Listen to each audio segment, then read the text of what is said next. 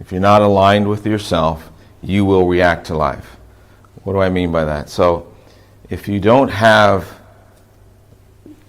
internal connection with how am I feeling, how am I thinking, what do I want, all aligned, you'll find that life can push your buttons. Something occurs and we react.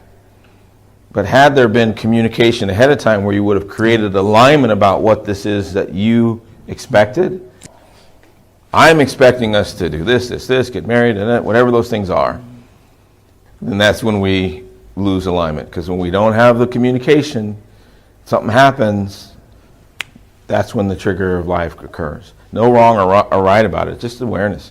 It's like there's so much more we could be saying and doing in our relationships, in our work, in our environments to make sure they are what we want them to be, but we don't often. We just assume that there's agreement instead of creating alignment. And creating alignment takes work, right? It needs, hey, let's sit down and talk about this. This is what I am thinking we're doing. You know, sometimes things aren't working and you need to have a conversation about it. And I've seen people say, oh, I'm really afraid to talk to my partner about this. I say, why?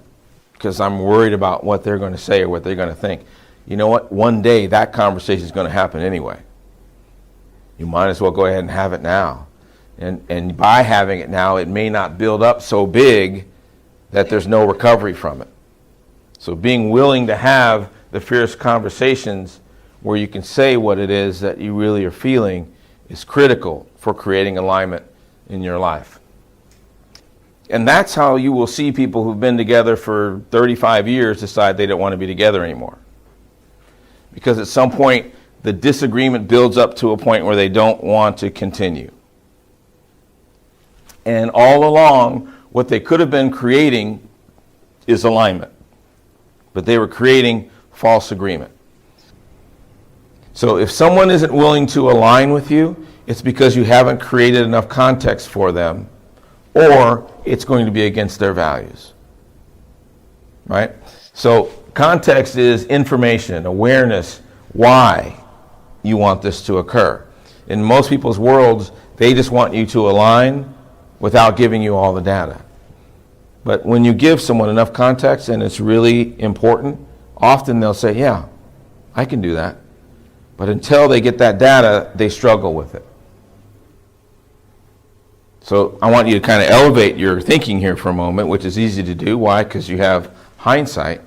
And ask yourself, if I were to create 5 guidelines for myself that would keep me from doing the mistake that I did over the past year, that would direct me in a way that would allow me to have a different experience this year, what would those guidelines be?